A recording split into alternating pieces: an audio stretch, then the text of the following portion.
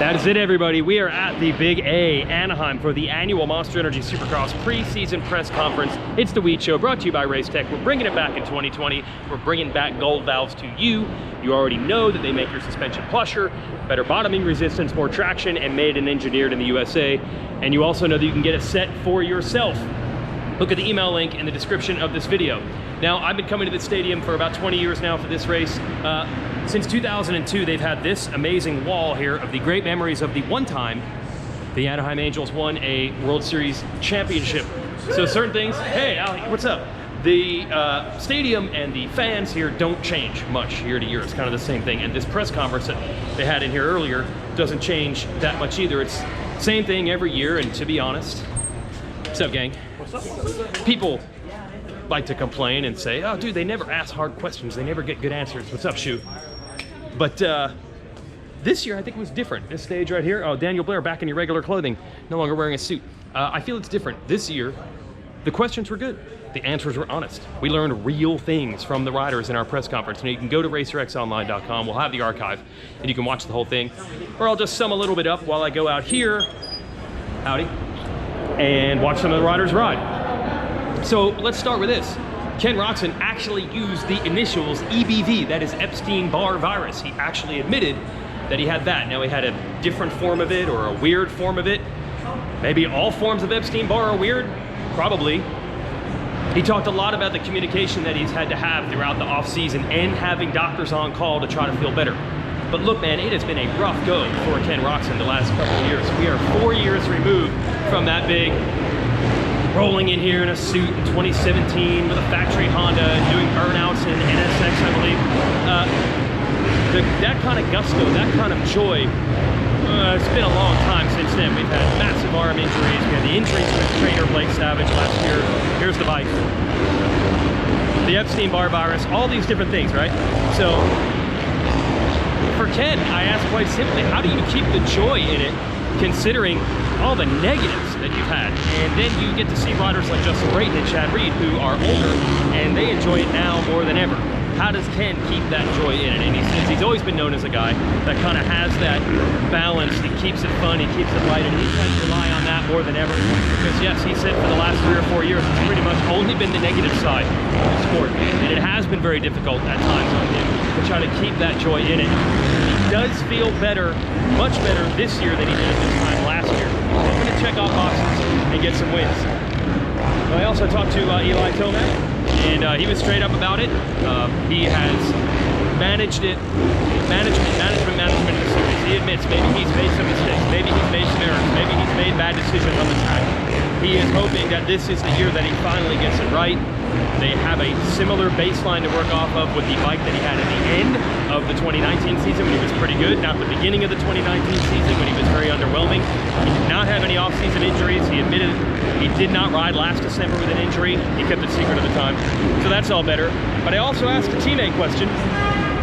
What about having AC? Everyone's worried. Is there going to be drama between having 2 good Kawasaki riders? And that's a complete insult, by the way, to Joey Savatgy when people say stuff like that. And Eli, you want to talk about honesty?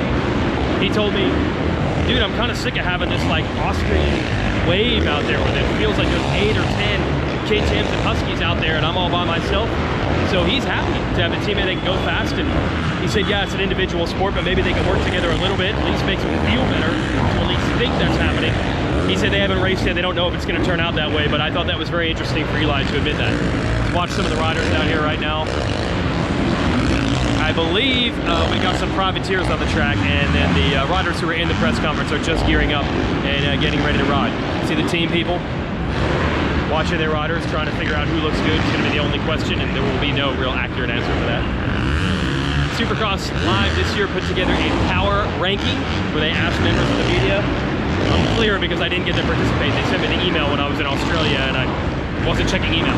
So I didn't participate on the first week where the fans and the industry picked Eli Tomac as top of the power rankings, not your defending champion, Cooper Webb.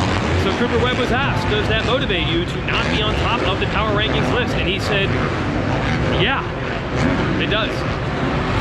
And speaking of Cooper Webb, Adam Cirillo was asked, what about last year when Cooper Webb did that shot at you?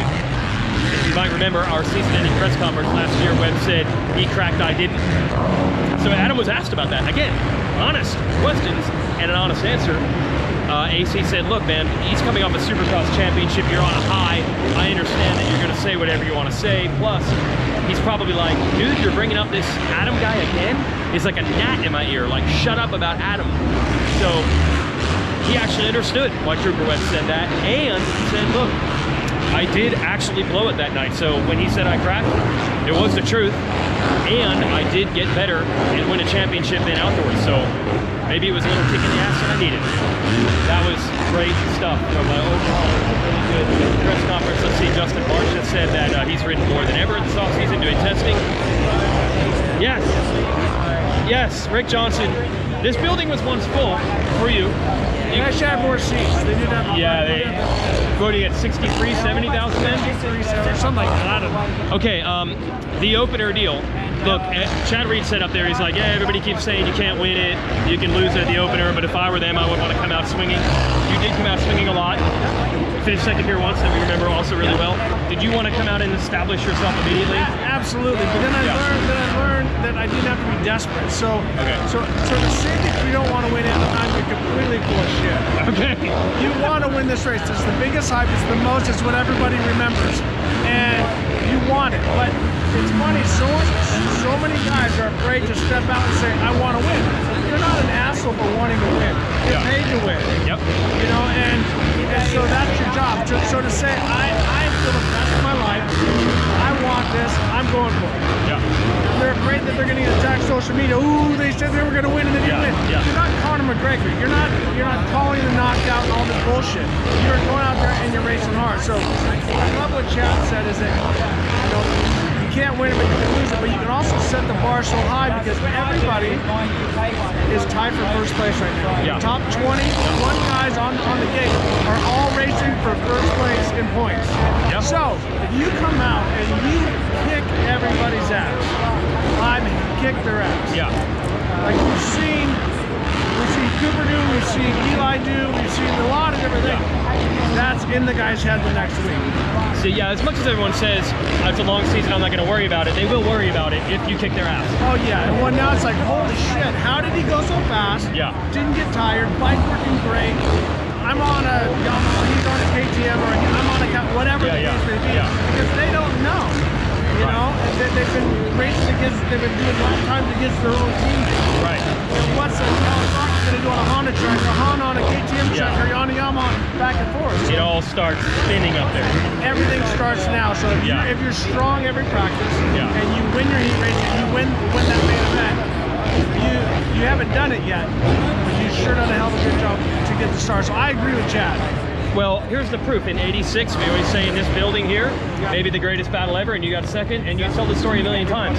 That puts you on guard to step up the game. You didn't just say, well, I got 15 more races. No, that made you have to think about it and step up. Well, that was the thing. So I came out and then went to Seattle, got second to Warrior the first night, then won my first, then went to San Diego, and then started to roll. Right. And then I got myself into the kind of shape that I needed to get to. I think too many guys are working too hard. You heard Dakotas, and you also heard Roxon talking about Epstein-Barr, Lyme disease, or whatever they want to call it, overtraining, and losing that edge. And so I think a lot of them, because I feel there's a lot of trainers here that don't know they're after the hole in the ground. They just push the guys too hard, and if they wear them out, they think they've done their job. I disagree. I think there should be yoga strictly for relaxation. I think there should be a day surfing in cold water with your body, track, do something completely passive that's not dangerous, and get your mind away from this, because every day, man, your hands are just, even though they're not good, they're sore, their joints are sore, your muscles are sore. Give yourself a break. Sage advice. I mean, you did once sell out the building, so you know what you're talking about. Thank you. You gotta give Rick Johnson his love. What's up, guys? Yeah, so there you go. Everyone said that, you know, it's a long season and they don't care about the first round. And then Chad Reed said, I don't know, I think you gotta set the tone. You gotta set that bar high. You win the opener, it sets a real message to the competition. That's sage advice from a rider who's won this race a lot, Chad Reed, and won this championship 2 times, so that's very interesting. That's it for the Weege show. I'm gonna maybe stop by the pits and try to get more in a little bit. But check out that RacerX Online archive of the press conference. Just turn it on. It's like an hour long. Just have it on in the background. Listen to what everybody says. Really refreshing honesty, and good questions lead to good answers. It took 20 some years, but I think we finally figured it out. We'll see you at the races.